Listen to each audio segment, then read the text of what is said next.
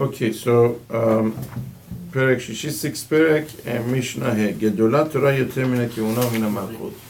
Torah is greater than kehuna and than malchut. Why is that? What makes it greater? Unbelievable idea. שהמלכות נקנית ב30 מעלות, because kingship, rulership, takes 30 qualities. There are 30 qualities one must master. Truth of the matter is, being a leader is not an easy thing. It's a difficult thing. It takes certain principle. You have to be principled. You have to work at certain things. Can't, you have to always be on your guard, etc., etc. And Rashi over here brings down, unbelievable idea. Where do you find it? Like everything else in Torah, by our first king. Where do you find those 30 qualities? When the Jews asked for their first king of Shmuel HaNavi, they asked for their first king of Shmuel HaNavi. So Shmuel HaNavi told them, here is what a king needs to have. These are the qualities he must have mastered. So there are 30 of them. V'akihuna b'esrim v'arba. Kehuna has 24. Now here is another idea, right? A homework, a workshop we could spend a lot of times on, right? Daf Yomi this week, we read the 24 Matnot Kehuna. Remember, Master Elish, right? Mm-hmm. There are 24 things that Kohen, right? This room is mostly Kohanic, I could say. Right? You, Yisraelim, have 24 mitzvot to do, right, to certain things that are obligated to be given to Kohanim. Chala, and Terumah, and Rashit Hagez, and Bikurim, and Bechorah, etc., etc. Now here is this Mishnah says an unbelievable thing. Why is it that Torah commanded 24 mitzvot that Israel has to do to Kohen? Because Kohen has to have 24 qualities. Unbelievable idea. There are 24 things that we must master. To be a true Kohen, to have worked in Bet Mikdash, that didn't come easy either. And there are 24 mishmarot. Right, and there are 24 mishmarot also. Very interesting. Very, very interesting. 24 mishmarot also. So there are 24 things that they represent. I mean, also, it works beautifully with the Afiyumi we were learning, because the Afiyumi was saying what? That if somebody, the halacha is somebody steals from someone, so he has to return it. Now, if he takes an oath that I don't owe you, I didn't steal from you, he takes an oath. So then he wants to do teshuvah. Look, I stole from you, I really didn't do the right thing. So taking an oath itself makes him more chayav on two fronts. Both ben adam lechavero, ben adam lemakom. Ben adam lemakom is obvious. You took an oath. You used the name of Hashem in vain. Why is ben adam lechavero near? Why is taking an oath ben adam lechavero? And this is something you have to realize. Gemara says it, Rambam brings it out. Whenever there is a monetary loss or monetary damage to someone, there is also emotional damage. Oh. See, that itself, before even he took an oath, Rambam says whoever stole or harmed or damaged somebody is not nitkaper, is not forgiven until he asks for forgiveness. So enough, look, I broke your window, here is the money of your window, I paid it fully, no question asked, whatever. Not enough. Why is that? Because this guy was in pain. Even for a short time, for a short time, he didn't know if his window going to be fixed, if it's not going to be fixed. Was it a hit and run? Is it a type of person? Is it right away? So you have to ask mechila. You have to ask mechila. Without mechila, you're not fully forgiven, even though you paid. So over here, by taking an oath, he broke, he shattered the person's hope even further. He comes and I don't own it, so that's it.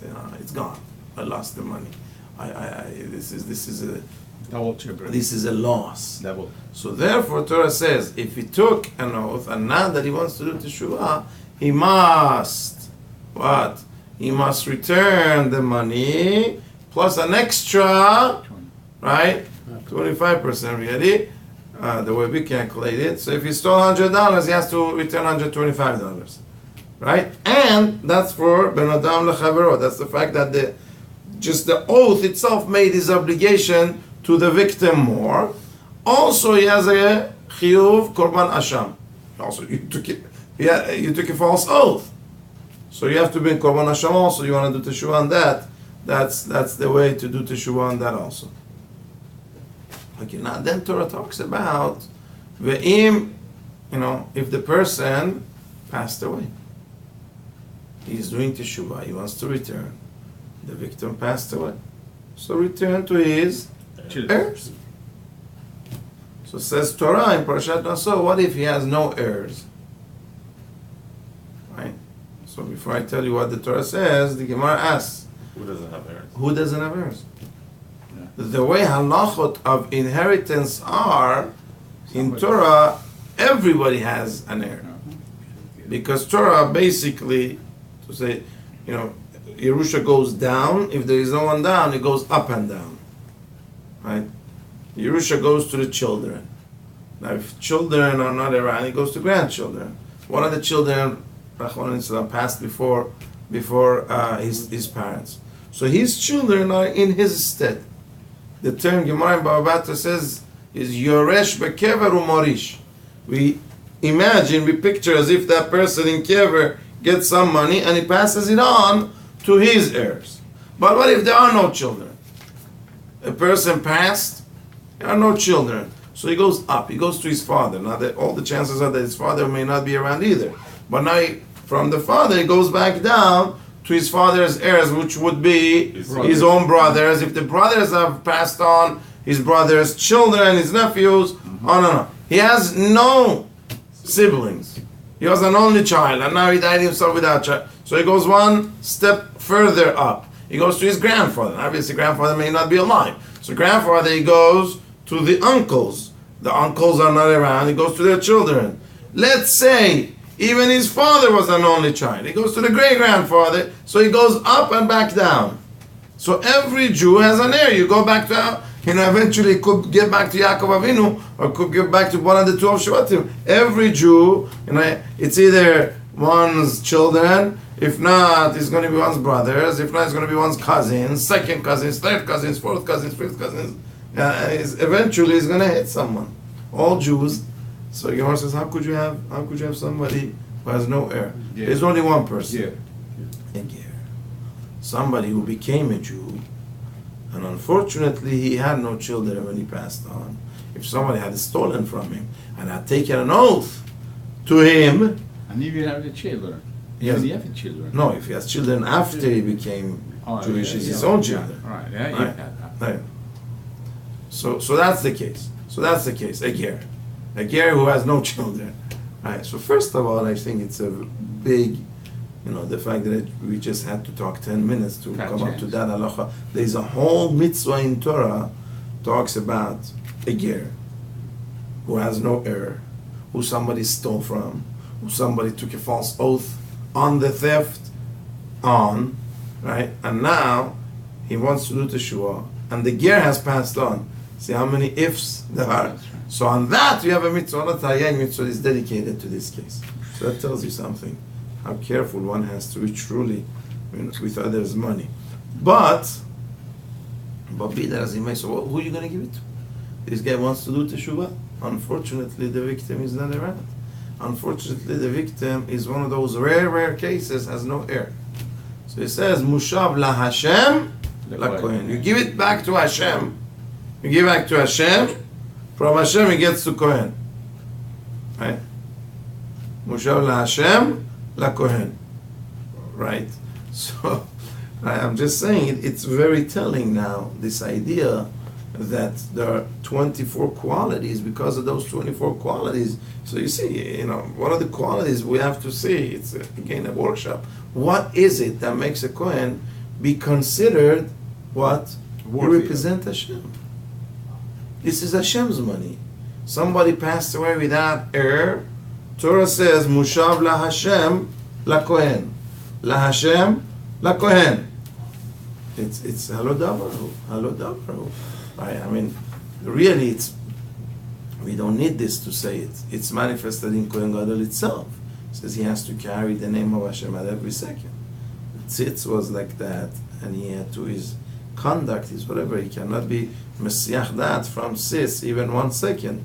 Halacha is that he cannot be Messiah that from Tzitz. Tzitz has a Kedusha that he must be constantly aware that I'm walking around with this Kedusha. Okay, so that's the 24 qualities a Kohen is crowned with. He needs to work on those 24 qualities. He needs to try to make them as perfect as possible to have really deserved his kehuna. Now, Torah niknet b'arba'im u'shmona devarim. Torah, however, needs 48 qualities. Unbelievable. Why is Torah greater than kehuna and malchut? Because Torah needs the mastery over more of what makes us human, more of our human psyche. 48 areas where you need to have mastery. Unbelievable. Unbelievable. Okay.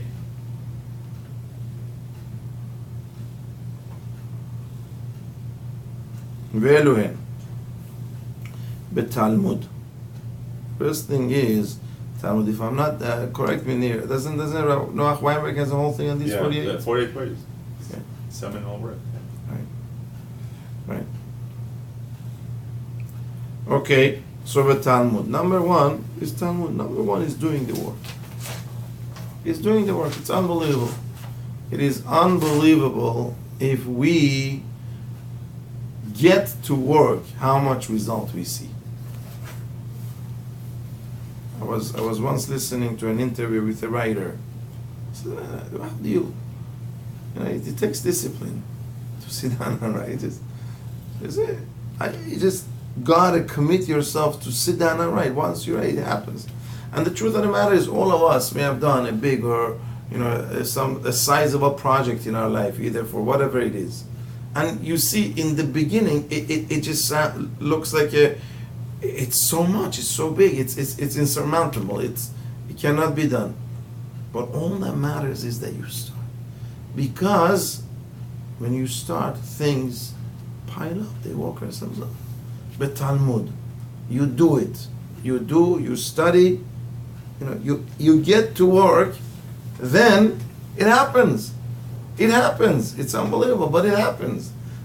Things usually, we could do a lot with our time, as much as we say we don't have time and as much as we are overwhelmed, all that it is. But look, if you do things happen. This is an unbelievable thing. I mean, how much it helps. I started making myself a list, things that I need to do, that I always say I need to do, but I never do them. I never get to do them. That needs fixing in the house, and that thing in it. I sort of write a piece of paper. Whenever you have 5 minutes, get to one of them. It's unbelievable. In 5 minutes, you really could take care of 1 or 2 things. You could. It's just the problem is we always Have better things than them. Right? No, we always become, it's not enough time to do anything. Because 10 other things you pop up. Right? That's But we have 5 minutes. We always have. Every day we have a few minutes. The point is, if we use the time, and of course we're talking about Limud Torah now, if you find the time, use it. Right? I've said this many times. Rabbi Ovadia Yosef, his mastery of Tanakh was legendary.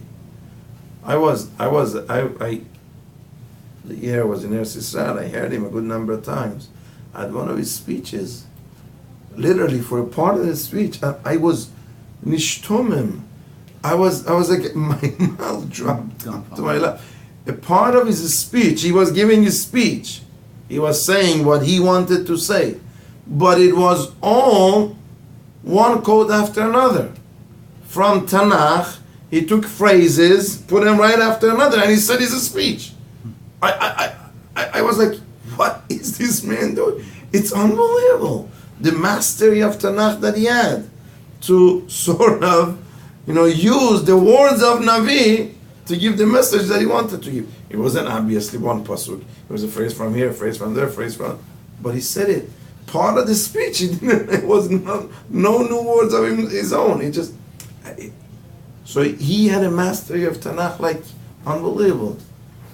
And it's Yadua that he said in yeshiva, in his youth, he learned Tanakh in his youth. Why was that? Because in yeshiva, they gave him 5 minutes. When the class finished, they gave him 5 minutes. They needed to wash their hand, they needed to prepare themselves, they needed to get their jacket. 5 minutes between the time the class ended and Mincha started. So those 5 minutes he would run, wash his hand, do what he had to do, and run, come sit in his seat, and he had a sefer, he had a Tanakh there. He would learn till Mincha started. He would close it. Then tomorrow he would continue from where he stopped today. So day after day after day, it piles up. He adds up. That's how he learned Tanakh. It's unbelievable. That's how he learned Tanakh, right? Yeah, 4 minutes, 3.5 minutes, whatever he had. Just because you have 5 minutes doesn't mean you have to spend all 5 minutes washing your hand.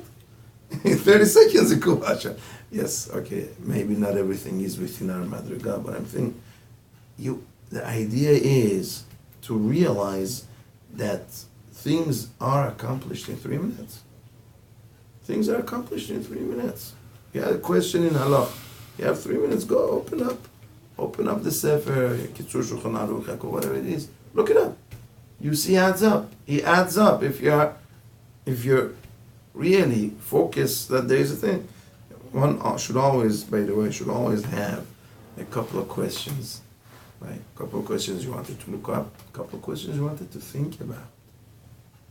Ideas in Torah, something in the parasha was so unique to you, and I'm sure everybody has it. And you were learning, and you went to the next pasuk, but something in the back of your mind said, this pasuk has more to explore. So you wanna cover more ground. I understand that, but do spend the 10 seconds to register it in your mind. For a later time, I want to think about this. You're walking in the street, right?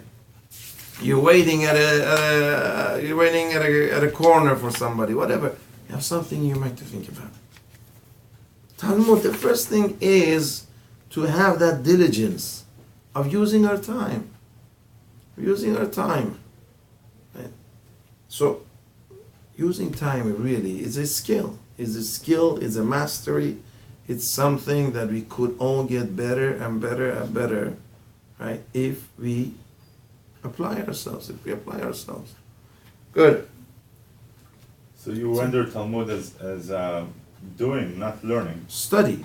Oh, well, look, that's not me. That's Rav Noach Weinberg says these 48. Mishnah is talking about learning, but anything in life, you apply the 48 principles and you succeed. So the first principle is you be diligent at what needs to be done. Obviously, he's talking about Talmud. He's talking about learning. Use every minute of it. But I'm saying even in other areas, all these 48 in other areas of life, they are helpful also. The idea is diligence in studies, diligence in learning Torah, to using every minute. But I'm saying you could use this idea of using every minute in other areas of life as well. And that I cannot take credit for. That is Noach Weinberg who says it.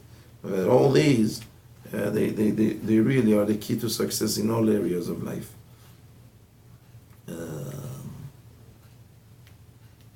Kelm was a very, very famous yeshiva in Europe. He produced some very, very legendary Talmidei Chachamim. Anybody came out of Kelm was known. They were exact. They were very regal, they were like in full total control of who they were. Always they had a serenity about them. Right? They were like, very, very impressive. They trained them like that. They taught them the value of everything. So like Kelm, the dining room and the dormitory were in one building, and a block away was the Bet Midrash. They're different buildings. Right? One block away. It was a block away. Right? There were one block in between them. So they had a rest time or something. They had a rest time. Hafsakah. They had a hafsakah, they had a rest, to go get ready, take a shower, this and that. I think it was after mincha. So their setup was set up like this. They ate lunch. Right? After mincha, they ate lunch. So then they had a 4-minute seder. They came and they learned Musa for 4 minutes. And then they went back to the dormitory to whatever. It was their free time to take a shower, to do whatever it is that they needed to do. So like Pastor Shir said, what is this? You send them a whole block from Bet Midrash. They were just in Bet Midrash learning. You send them a whole block from Bet Midrash to eat their lunch. Fine, they have to eat their lunch. Then they come back a whole block to learn 3 minutes. Then they go back a whole block to go take their shower or whatever it is that they need to do. So just make the seder 3 minutes longer before, or 3 minutes longer when they come back later in the afternoon. What is this 3-minute nonsense? They walking, 7 minutes there, 7 minutes back, 15 minutes for a 3-minute seder. Right? It's just not efficient. So Shir said, the ultimate Kelim said, yes, if you look at it, that they waste 14 minutes or 3 minutes, it's inefficient. It's very inefficient. But if you look at their life, it's very, very efficient. So the whole concept of this 3 minutes is that at the end of the year, they realize, and they do realize, what 3 minutes could do to a person. So yes, it costs them 14 minutes a day, but it will change them forever for the rest of their life. So it's a very good investment. It's very, very efficient. To teach somebody the value of life, the value of every second, the value of how small things add up, nothing is really nothing. Nothing is nothing. You do it. You spend 2 minutes on something, you did something. You did something. That value is very efficient. That value is very efficient. For that, it's worth it. And you see, it's always numbers don't lie. You see the success, you see what they accomplished, you see what they did. To teach that lesson was worth it. That was the whole point. But obviously, I didn't do it for the 3 minutes of learning. I could make the seder 5 minutes longer. But it's designed like this. It's designed like this. Good. Okay, shall continue.